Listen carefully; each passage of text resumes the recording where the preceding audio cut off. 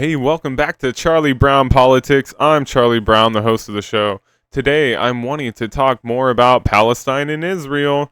Now, a question that I have had, and I know a few of my viewers have had, is how many American officials have a dual citizenship with Israel?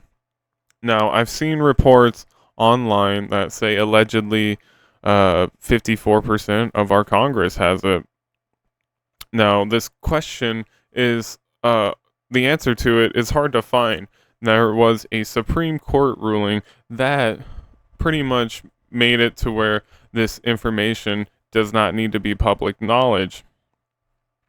And so we're going to get into the information I could find on this and more. So let's do that. So the first thing we have is a photo that I found on Twitter, and it's got a list of people in American government that have alleged dual citizenship with Israel. It's got people like Antony Blinken, Victoria Nuland, Janet Yellen, the head of the CDC is on here, and many more. And so I'm sorry if it's hard to see. This was the biggest I could make it. Here, let me go to this. It's got Merrick Garland on there. Who else is on here? Avril Haines, the director of intelligence. Like I said, Antony Blinken's on this. So I want to know, is this legit? Are these people actually having dual citizenship? Because as you might think, this could lead to a conflict of interest, especially in right now with this, since October 7th happened, and this is on the forefront of everybody's mind. So I found this article, like I said, it's written by The Hill. It was written in 2015, and it was one of the only articles I could find on this very subject. So let's get into it. When Dual Citizenship Becomes Conflict of Interest by Michael Haggard. The biblical injection that no one can serve two masters, Matthew 6:24, doesn't apply to nations. Almost half of the world's countries, including the U.S., recognize dual citizenship, even when they don't encourage it for the complicated legal issues it often raises. For example, skipped one.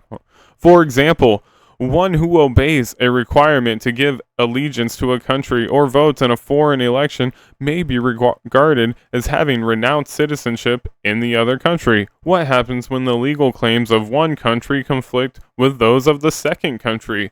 Which two of the countries has an obligation to assist a dual nation in distress? Until the Supreme Court decided otherwise in 1967, case of Afroyim versus Rusk, a U.S. citizen who voted in a political election in a foreign state would forfeit his or her U.S. citizenship. From that point on, dual citizens have maintained their right to vote and hold public office without penalty.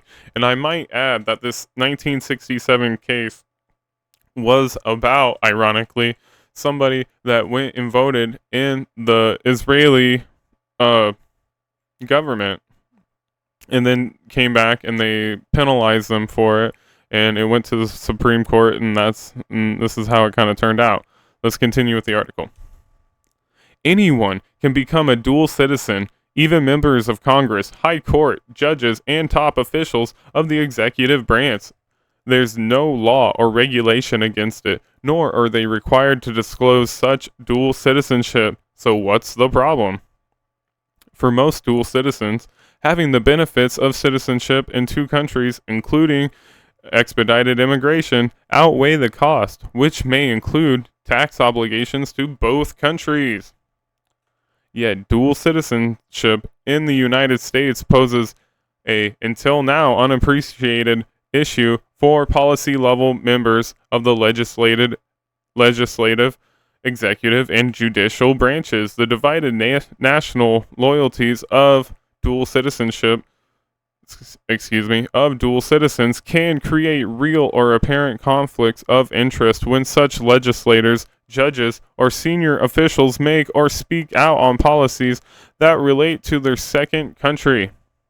the potential damage to our democracy is the greater when such potential conflicts of interest are concealed in undisclosed dual citizenship. Current entries on the internet contain a number of undocumented assertions as to which members of Congress and senior officers are dual citizens. Without reliable data, however, Americans can only speculate on which senators and representatives may have divided national loyalties. The lack of transparency regarding citizenship erodes trust in government, raising credible doubts where there should be none, and allowing some apparent conflicts of interest to continue undetected. When a senator, representative, or senior U.S. official speaks out, submits bills, or determines policies on an issue of importance to a foreign country of which that member or official or judge has the tie of citizenship, their constituents and the U.S. public at large should at least be able to assess whether such views or actions are influenced by the divided loyalty. Since they don't involve national loyalty, religion, and ethnicity, seldom raise conflict issues. Moreover, they are generally matters of public record.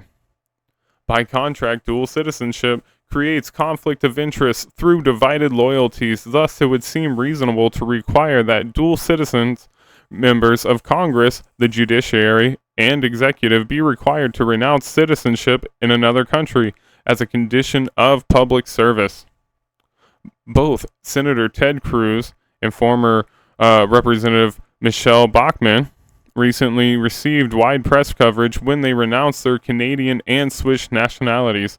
I did not know this, by the way. Did y'all know that Ted Cruz had dual citizenship with Canada? Yep. The Texas governor, I guess he's supposed to be like a cowboy, or I don't freaking know. I was not expecting Ted Cruz to be dual citizenship with Canada. Let's digress. Yet the media and government watchdog organizations have largely ignored the potential conflict of interest inherent in dual citizenship. Why the neglect of this issue? Should members of Congress and federal judges and executive branch officials at least be required to disclose their citizenship in another country? Even if our legal system continues to allow dual citizens to serve in high positions of the U.S. government, it should require them to recuse themselves from participating in decisions or policy debates that relate to their second country. As a first step, the Congressional Research Service of the Library of Congress should begin to include citizenship along with the current listings of party breakdown, age, occupation, education, congressional service, religion, gender, ethnicity, and military service in its published profiles of each new Congress. Americans then can decide whether our legislators and possibly federal judges and senior government officials as well should be required to renounce their citizenship in another country as a condition of public service. All right, and so that's just a screenshot of the Supreme Court case that made it to where we don't need to know if our government officials have dual citizenship. Excuse me. Now, as you might be asking, yes, wouldn't you think that this raises some conflict of interest, especially in today's times, especially with the events of October 7th? Are government officials really speaking out in the interest of America? Are they speaking out in the interest of another country? Do they really have our interest fully at heart? Now, one could argue that they do not. Okay, they want to send money to Ukraine. They want to send money to Israel. But when it comes to Maui, when it comes to people in Lahaina, when it comes to people of Flint, Michigan, when it comes to people of Jackson, Mississippi, when it comes to the people of East Palestine, we ain't got shit for you. Okay? We don't have any money for you. We don't have dual citizenships in those places. Well, You know what I'm saying. That didn't come out right. But we're going to digress here. So, I want to know the answers to these questions. Who in our government officials has a dual citizenship with a foreign country? You should be putting this out there. We should know this information. We need to know if you are making decisions in other interests. Now, I've had people ask me, is RFK Jr. on this list of dual citizenship? And I don't know. I don't know. Um, I know he's Catholic, so he can't go there and, you know, claim that he's Jewish and he wants to live in Israel. But I do know that his family was part of the creation of Israel, or that's what I believe I've heard Bobby say in the past. Correct me if I'm wrong on that. So, a lot of questions that need to be answered on this subject. So, I just want to show this is where I got this last thing from. Israel destroys a quarter of northern Gaza. Palestinian death tolls exceed 4,000. Okay? So 4,000 at least Palestinian people have already died. A lot of those being women, a lot of those being children. Now, we also know that Israel has taken some deaths as well, and that's very sad on as well. But look how many people have already died since October 7th. We need to know who in our government has this dual citizenship, because it is a major conflict of interest. Now, this is all the information that I could find. I will say that I'm in the middle of reading Whitney Webb's first book, and part of her first book goes into Israel and its beginnings and its ties with organized crime.